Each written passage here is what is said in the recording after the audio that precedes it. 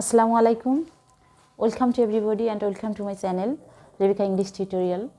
আমি আশা করছি তোমরা সকলেই ভালো আছো, আমিও ভালো আছি আলহামদুলিল্লাহ। তো আজকে ডিসকাশন করছি নতুন একটি টপিকস পার্টিসিপেল। তোমাদের কাছে বিষয়টা অনেক পরিচিত বাট একটু জটিল, কিন্তু জটিল হলেও আমরা টেকনিক্যালি শিখবো যাতে ইজিলি মনে থাকে। So let's discuss today's topic is participle. তাহলে আমাদের আলোচনার বিষয় হচ্ছে পার্টিসিপেল। এর আগে আমরা জিরান্ড নিয়ে ডিসকাশন করেছি। তো জিরান্ড অ্যান্ড পার্টিসিপেল একই, অর্থাৎ দুটোই গঠিত হয় ভার্বের সঙ্গে আইএনজি যুক্ত হয়ে, কিন্তু এটা কখন পার্টিসিপেল কখন জিরান্ড, তাই না? তো তোমরা যারা জিরান্ডের ভিডিও দেখেছো তারা তো এখন জিরান্ড বুঝতে পারবে। এখন আমরা আজকে পার্টিসিপেল শিখছি। তো পার্টিসিপেল মূলত ভার্বের সঙ্গে আইএনজি যুক্ত হবে, কিন্তু কাজ করবে অ্যাডজেক্টিভের। ক্লিয়ার? তাহলে এটা কিসের কাজ করবে? অ্যাডজেক্টিভ। এখন জানতে হবে অ্যাডজেক্টিভটা কি। অ্যাডজেক্টিভ হচ্ছে নাউন অথবা প্রোনাউনকে বর্ণনাকারী ওয়ার্ড। প্রোনাউনকে বর্ণনাকারী ওয়ার্ড। তাহলে যে ওয়ার্ডটা নাউন বা প্রোনাউনকে বর্ণনা করবে সেটি হবে পার্টিসিপেল। ক্লিয়ার? আরেকবার বলে নেই, ভার্বের সঙ্গে আইএনজি যুক্ত হয়ে পার্টিসিপেল গঠিত হয়, কিন্তু সেটি কাজ করবে অ্যাডজেক্টিভের। আর অ্যাডজেক্টিভ কি? যে শব্দটি নাউন বা প্রোনাউনকে বর্ণনা করে, অর্থাৎ নাউন প্রোনাউনের দোষ, গুণ, অবস্থা, সংখ্যা, পরিমাপ ইত্যাদি নির্দেশ করে। ওকে, আমরা এখন এক্সাম্পলসগুলো দেখি, তাহলে বুঝতে পারবো। এখন দেখো, আমরা ফার্স্ট আমি লিখেছিলাম যে I saw a flying bird. I saw a flying bird. এখানে একটা জিনিস দেখো, ভালো করে খেয়াল করো। Flying bird. এখন ফ্লাই শব্দটার অর্থ কি? ওড়া। আর এখানে ফ্লাইং বার্ড, বার্ড মানে কি? পাখি। নাউনকে বার্ড, মূলত উড়ন্ত পাখি। কি ধরনের পাখি? উড়ন্ত পাখি। তো এই যে পাখির যে একটা পজিশন নির্দেশ করছে, তো এই ফ্লাইং শব্দটা মূলত বার্ডের একটা পজিশন নির্দেশ করছে। তো যে শব্দটা নাউনকে বর্ণনা করছে, এই ফ্লাই শব্দটা কাকে বর্ণনা করতেছে? নাউনকে বর্ণনা করছে। তার মানে নাউনকে বর্ণনাকারী শব্দটি হচ্ছে অ্যাডজেক্টিভ। আর যেহেতু আইএনজি যুক্ত রয়েছে সেহেতু এটা পার্টিসিপেল। ক্লিয়ার? তাহলে পার্টিসিপেল কিসের কাজ করবে? জিরান্ডের কাজ করবে, সরি অ্যাডজেক্টিভের কাজ করবে।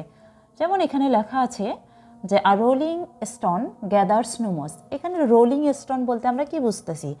আ রোলিং স্টোন। রোলিং স্টোন, দেখো স্টোন মানে কি? পাথর, এটা একটা নাউন। আর রোলিং স্টোন মানে কি? ঘুরন্ত বা ঘূর্ণায়মান।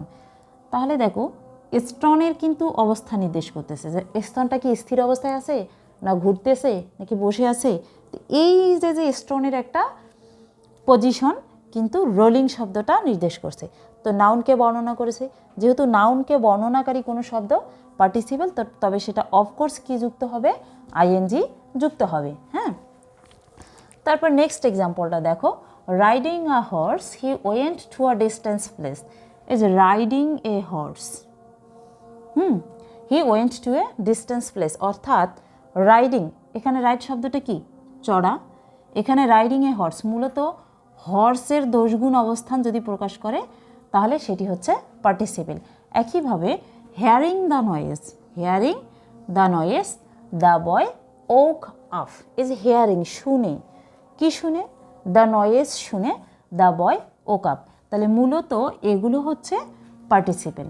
এখন পার্টিসিপেলের কখন কি কি শব্দের পরে আমরা পার্টিসিপেল বসে সে জিনিসগুলো, সে বিষয় নিয়ে এখন ডিসকাশন করছি। অ্যাট ফার্স্ট দেখো, ক্যাশ, CATCS, ক্যাশ, কিপ। তারপর হচ্ছে find, here, listen, watch, observe,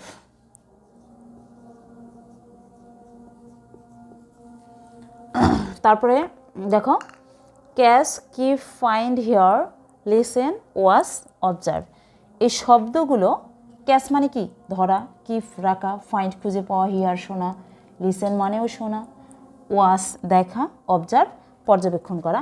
এই শব্দগুলোর পরে যদি কোনো আইএনজি যুক্ত শব্দ থাকে তাহলে সেটাকে আমরা কি হিসেবে ধরে নিব, পার্টিসিপেল হিসেবে। শব্দগুলো অফকোর্স মনে রাখবে, কেননা এই শব্দগুলোর পরে সবসময়ই পার্টিসিপেল বসে।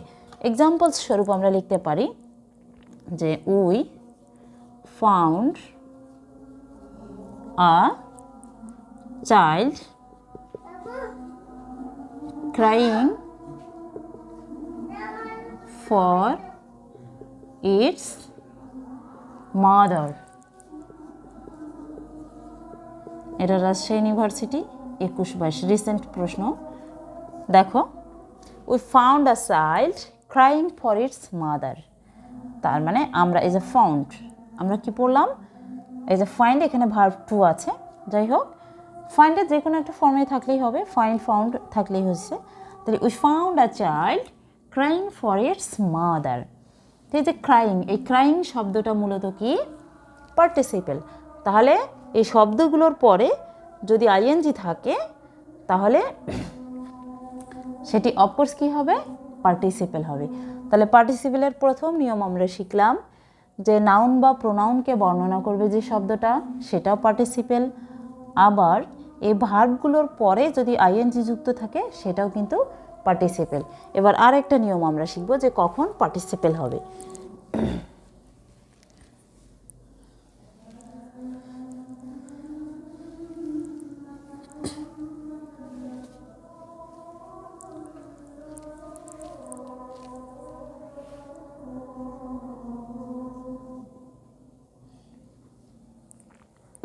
আচ্ছা যাই হোক, এখানে আরেকটা জিনিস জেনে নিই যে আমরা পার্টিসিপেল নিয়ে প্রথমে মিস্টেক হয়ে গেছে। পার্টিসিপেলের 3টা ধরন ছিল, প্রেজেন্ট, পাস্ট, পারফেক্ট। তো আমরা যেটা ডিসকাশন করছি সেটা কিন্তু প্রেজেন্ট পার্টিসিপেল। তো এটা হচ্ছে প্রেজেন্ট পার্টিসিপেল। ওকে, তো যদি প্রেজেন্ট পার্টিসিপেল কখন হবে, আর্টিকেল পর হলো প্রেজেন্ট পার্টিসিপেল হয়, প্রেজেন্ট পার্টিসিপেল হয়, পার্টিসিপেল হয়। ওকে, তাহলে আমরা শিখছি প্রেজেন্ট পার্টিসিপেল নিয়ে। তাহলে আর্টিকেল ও নাউন এর মাঝে যদি আইএনজি যুক্ত শব্দ থাকে তাহলে সেটা হবে অফকোর্স প্রেজেন্ট পার্টিসিপেল। ঠিক আছে, the nightingale is a singing bird, the nightingale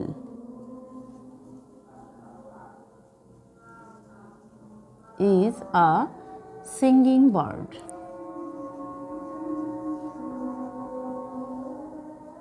অর্থাৎ গায়ক পাখি। হ্যাঁ, তাহলে দেখো এখানে আছে আর্টিকেল এবং নাউন, মাঝখানে আইএনজি যুক্ত আছে, তার মানে এটা কি প্রেজেন্ট পার্টিসিপেল। তাহলে রুলসটা আমাদের কি হচ্ছে, রুলস হচ্ছে আর্টিকেল ও নাউনের মাঝে প্রেজেন্ট পার্টিসিপেল বসে। ঠিক আছে, তাহলে দ্য নাইটিঙ্গেল, নাইটিঙ্গেল মূলত একটা পাখি। এটা তোমরা যারা অনার্সে পড়তেছে ইংলিশ নিয়ে, মেবি এটা 3rd ইয়ারে আছে। তো এই যে নাইটিঙ্গেল বার্ড, এটা হচ্ছে একটা গায়ক পাখি। হ্যাঁ, তাহলে এই পাখিটা হচ্ছে গায়ক পাখি। এখন এই আইএনজি যুক্ত শব্দটা কি বলো তো, এই আইএনজি শব্দটা পার্টিসিপেল, তবে সেটা অফকোর্স প্রেজেন্ট পার্টিসিপেল। এবং এটা তোমার আসছিল থানা অফিসার 96, থানা অফিসার 96 আসছিল। Okay, a barking dog seldom bites, a barking dog seldom bites, a barking dog. এখানে দেখো আর্টিকেল, তারপরে নাউন, মাঝখানে আইএনজি যুক্ত শব্দ, মানে এটা প্রেজেন্ট পার্টিসিপেল। তো আ বার্কিং ডগ সেলডম বাইটস, এই কোশ্চেনটাও তোমার উপজেলা শিক্ষা অফিসারে আসছিল, এটা 14 সালে আসছিল, আবার জাবিতে আসছিল 14 সালে। Okay, I helped a drowning man, I helped a drowning man,